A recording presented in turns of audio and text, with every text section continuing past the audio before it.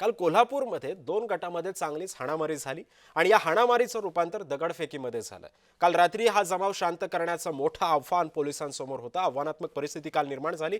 यावर आता पोलिसांनी सुद्धा मोठा बंदोबस्त तैनात करण्यात आलेला आहे। हा वाद अतिशय क्षुल्लक होता, वादाचं कारण अतिशय क्षुल्लक होतं आणि ह्या वादानं नंतर रौद्ररूप धारण केलं आणि अखेर सर्वत्र आपण पाहतोय की तणाव निर्माण झालेला होता।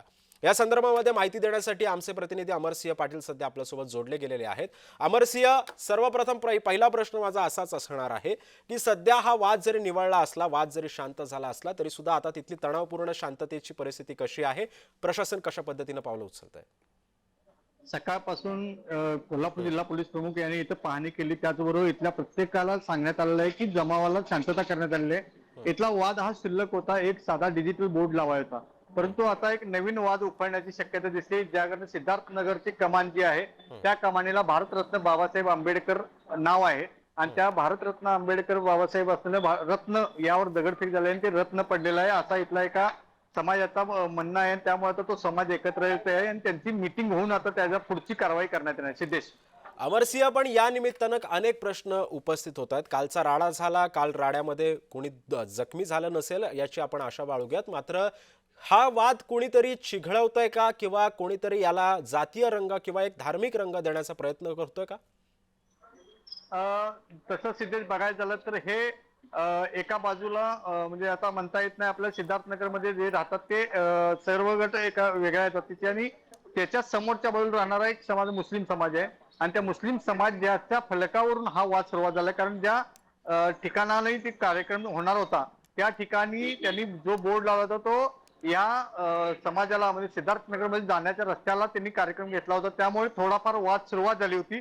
त्या वादाचं रूपांतर रात्री दंगलीमध्ये झालं, कारण एकमेकाला कधी काय झालं, कोणाला कसं घडलं हे कळायच्या आज अर्ध्या तासामध्ये दंगल घडली। सिद्धेश, पण हा सगळा तणाव होत असताना याची पार्श्वभूमी आधी पोलिसांना माहित नव्हती? जेव्हा जर हे दोन गट जर आमने सामने येणार याची कुणकुण पोलिसांना याच्या आधी लागली नव्हती का?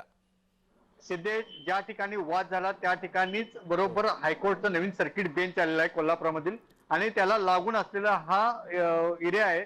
त्यामुळे पोलिसांनी त्यांना मज्जाव केला होता, त्यांना दुपारी सांगितलं होतं की असा प्रकार काही करता येणार नाही, तुम्हाला डॉल्बी वगैरे किंवा बोर्ड वगैरे लावता येणार नाही।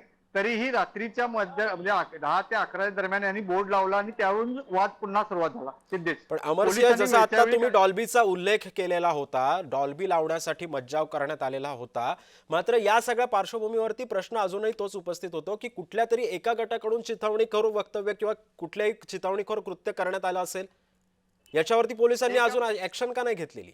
आतापर्यंत या 100 एकाच गुन्हा दाखल केला आहे, त्यामध्ये 100 पेक्षा जास्त अधिक जणांच्यावर गुन्हे दाखल केलेले आहेत। त्यामध्ये पोलिसही जखमी झालेले आहेत आणि त्या पोलिसांच्यावर उपचार चालू आहेत।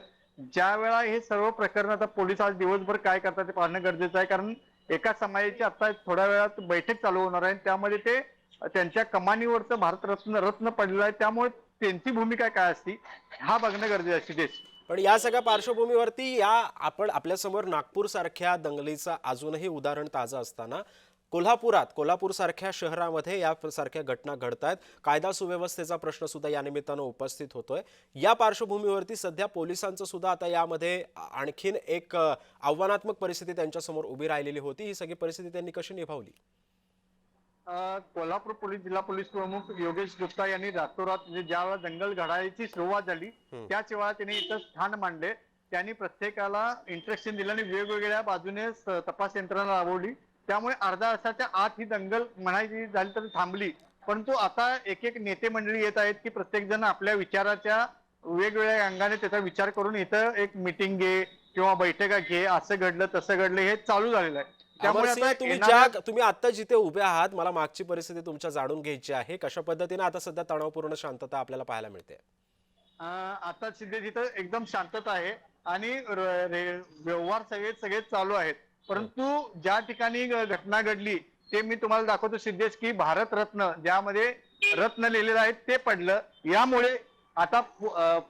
यामुळे इथं समाज हा आता एक म्हणजे मीटिंग घेऊन ते काहीतरी म्हणजे आपण असं करूया आणि असं केलं ना असं होईल असं चालू झालेलं आहे। सिद्धेश, म्हणजे सर्व पोलीस प्रशासनाने त्यांना एकत्र येऊन शांतता थांबावी आणि हा वादावर पडदा पडावा यासाठी पोलीस प्रशासन प्रयत्न करत आहे। सिद्धेश, नक्कीच. पण अमरसिंह, एक छोटासा प्रश्न असा उपस्थित होतो की या सगळ्या पार्श्वभूमीवरती सध्या आता प्रशासन कशा पद्धतीनं पावलं उचलते आणि यांसारख्या घटना पुन्हा वारंवार घडू नये यासाठी, याला आळा घालण्यासाठी आता प्रशासनाची पुढची पावलं कशी असणार आहेत? पोलीस प्रशासनानं आता 2 दिवसापूर्वी मीटिंग घेऊन कोल्हापुरातील सर्व तालीम संस्था असतील, मंडळे असतील आणि गणपती उत्सवाची मीटिंग होती.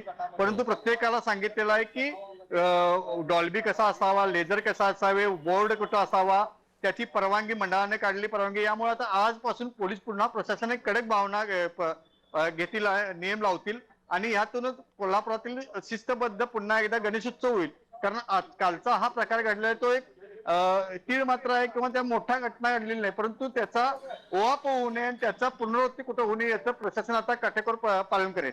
नक्कीच. सिद्धेश.